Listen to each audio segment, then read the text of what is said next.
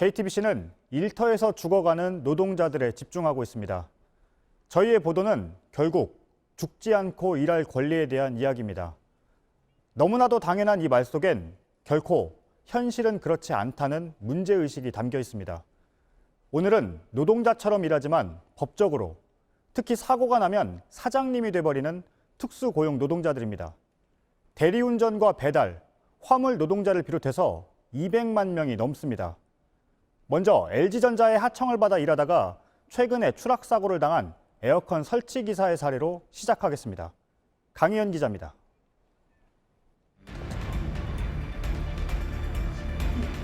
소리 났어요. 아주 시끄러웠어요. 소리가 깨끗어요. 뭔가 떨어졌으면 뭘 LG전자 하청 에어컨 설치기사 2명이 작업 중 추락한 건 지난달 21일입니다. 사고 현장입니다. 이 실외기를 설치하던 중 발을 딛고 있던 구조물이 부서지면서 4층에서 바닥으로 떨어졌습니다. 정위치를 잡는 과정에서 난간대가 뽑혀버린 거예요. 같이 날아가 버리는 거죠. 동료는 현장에서 숨졌고 송영수 씨는 허리가 부러지는 등 크게 다쳤습니다. 1년 바라보고 있습니다. 생기도 막막해요. 형님도 잃고 내가 이렇게 병상에 가만히 내가 생각해보니 너무 서글프고 슬프고. LG전자의 에어컨을 설치하다 다쳤지만 다친 책임은 송 씨가 져야 합니다. 송 씨는 원청인 LG전자에서 1차 하청업체, 다시 2차 하청업체를 거쳐 위탁계약을 맺은 개인 사업자이기 때문입니다. LG뿐 아니라 대다수 대기업 가전제품 설치기사들이 이런 방식으로 계약합니다.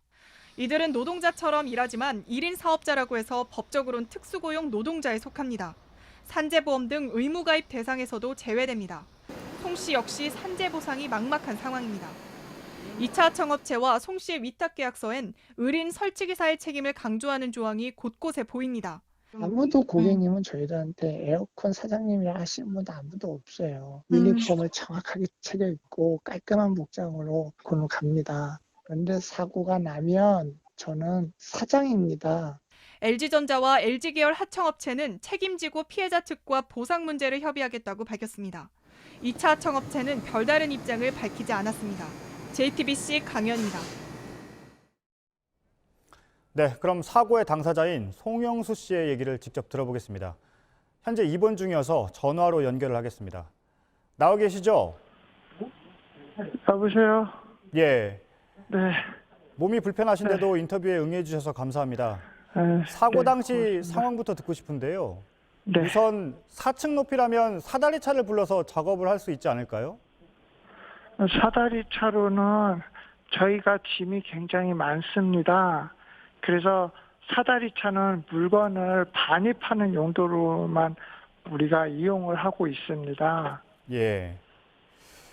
만약에 그 물건을 4층을 다 물건을 힘으로 올리면은 힘이 빠져서 일을 할 수 있는 힘이 다 빠지기 때문에 예. 그래서 물건 올리는 용도로 사다리 차를 쓰고 있습니다. 예. 현장에서 충분히 안전장치를 확인을 하고 작업할 여유 이런 것들은 없었을까요? 안전벨트는 했는데요. 거기가 상가 주택이었어요. 예. 그래서 난간밖에는 찾을 수밖에 없었습니다. 난간에밖에는 걸을 데가 없었어요. 예. 물론 고객 물건에다가 걸어서 하라면 뭐 있겠지만 그러면 괜히 고객님 물건에 손상을 지키게 되잖아요. 예. 그러면 저희는 손해배상 청구가 들어옵니다. 예. 그럼 난리가 납니다. 현실적으로요. 그래서 현실적으로 베란다 난간대에 걸 수밖에 없었어요. 그 상가형 주택에서는요.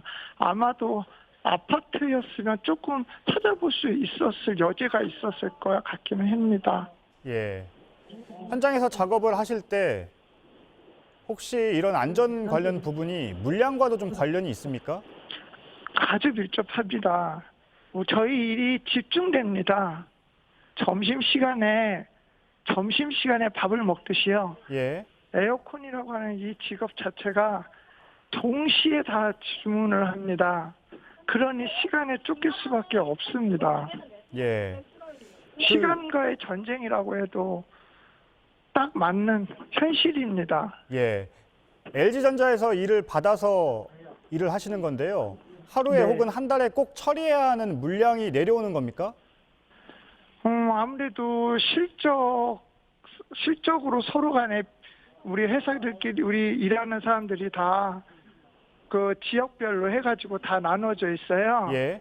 그래서 그러다 보니까 실적 싸움을 하게 되잖아요. 예. 그 실적 싸움에 맞추다 보면 당연히 그 처리해야 할 할당 물건이 있고요. 그 양을 처리를 못하게 되면 예. 좀 난감한 상황이 됩니다. 예. 난감한 상황이라면 어떤 상황을 말씀하시는 건가요? 뭐 처리 못한 이유에 대한 뭐 사유도 써야 될 테고요. 예. 예. 뭐 다음 배차 때 페널티를 가져가겠죠. 예. 예.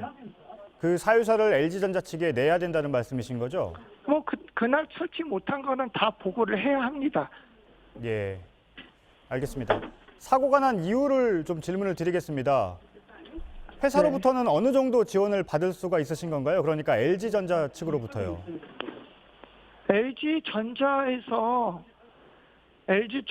저는 LG전자에 일을 한 겁니다. 예. 예, 근데 현재 사고가 난 지금 현재 상태는 제가 그냥 사고의 책임자인 사장이고 회장이에요. 예. 제가 책임을 지라는 그런 제가 할 수가 없잖아요. 예. 가능할 수가 없기 때문에 이게 LG전자 일을 하다가 이렇게 된 거니 LG전자에서 해줘야 된다고 생각을 하는 겁니다. 예. LG전자로부터 일을 받아서 일은 하시지만 지금 개인 사업자로 돼 있기 때문에 사장님이라는 표현을 쓰신 것 같은데요.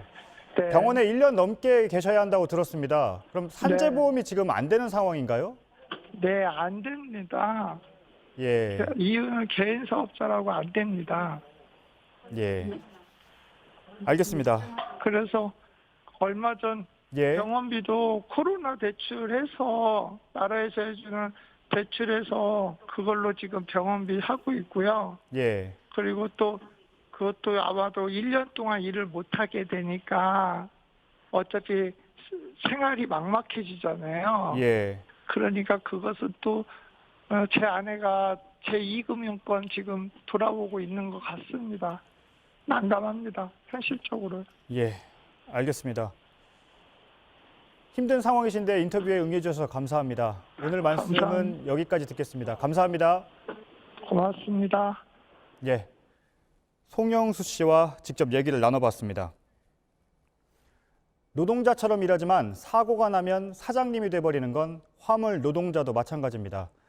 쪽잠을 자며 하루에 400km 가까이 운전을 하는데도 사고가 나면 산재 보상은 막막합니다. 이어서 여성국 기자입니다. 370km를 가는데도 내일 또 거기서 하차를 하고 또 뭐를 실어야 하잖아요. 물량을. 그러니까 또 일찍 갈 수밖에 없어요. 잠 안 자고. 김명섭 씨는 매일 군산과 포항으로 가며 철강을 나릅니다. 전에서 뭐 라면이라도 끓여 먹고 집에 못 들어가는 날이 많아요. 어떨 때는 일주일에 한 번. 차에서 쪽잠을 자면서 운전을 하는 경우도 있다 보니 사고 위험도 높습니다. 김 씨도 2년 전 사고를 당했지만 특수고용 노동자라서 산재 보상은 신청도 못했습니다. 한 4개월 정도 쉬었죠, 일을 보다가. 뭐 생활비, 치료비, 할부 모든 거를 제가 다 그때 부담을 했었던 거죠. 다음 달부터 화물 종류에 따라 산재 적용 대상이 확대되는데 한 업체에서 전체 수익의 50% 이상을 받아야만 적용됩니다. 하지만 현실을 제대로 반영하지 못했다는 지적도 나옵니다. 50% 물량이 안 돼요, 매출이. 그렇다고 하면 저한테는 이제 필요가 없는. 이경순 씨는 지난해 7월 화물차에서 철근을 내리는 일을 돕다가 크게 다쳤습니다. 안에 이게 두개골이 깨졌어요. 근데 아직까지 100% 안 붙었어요. 지난해 6월 노동부는 운전 이외의 일을 하다 다쳐도 산재 처리하겠다는 지침을 만들었습니다. 하지만 이 씨는 명확하게 지시를 받고 한 일이 아니란 이유로 산재 인정을 못 받았습니다. 화물연대는 지난달 27일 이경순 씨 등 8명에 대해 집단 산재를 신청했습니다. JTBC 여성국입니다.